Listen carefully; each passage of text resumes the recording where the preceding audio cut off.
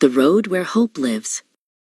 The studio lights were warm, but the air held the crisp anticipation of a mission soon to launch.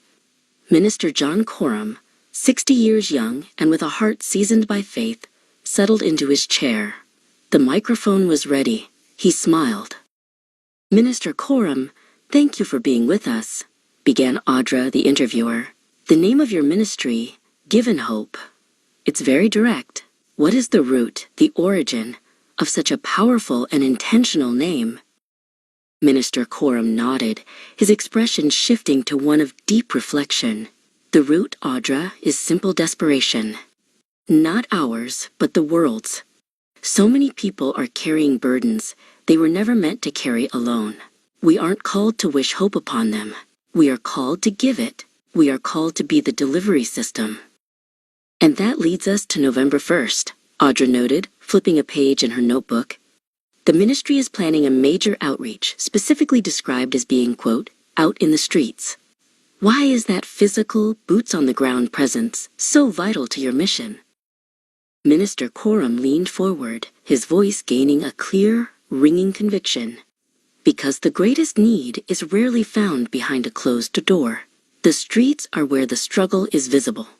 That's where the lost, the tired, the forgotten, they walk. Hope is not meant to stay on a shelf in a sanctuary.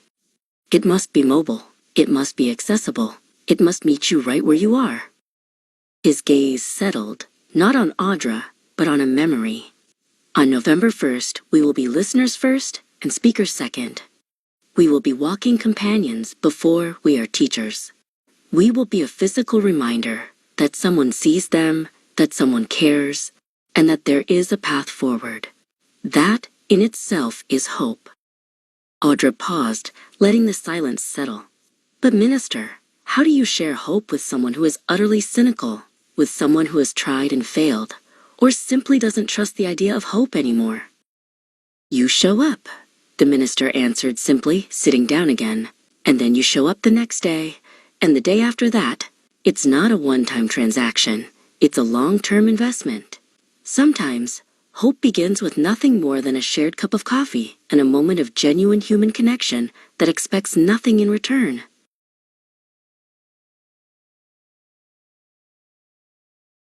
So for those who are ready to join you on November 1st, what is your final message, your call to action? Audra asked, holding the microphone forward. Minister Coram looked directly at the camera, his eyes burning with conviction. "It is time to lace up your shoes.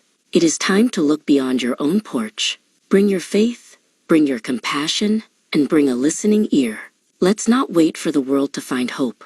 Let's give it to them." The interview ended, and Minister John Coram stepped back into the world, now charged with the task of preparing for the road ahead. The mission of the ministry, to move compassion from the theoretical to the physical, was about to begin. November 1st waited,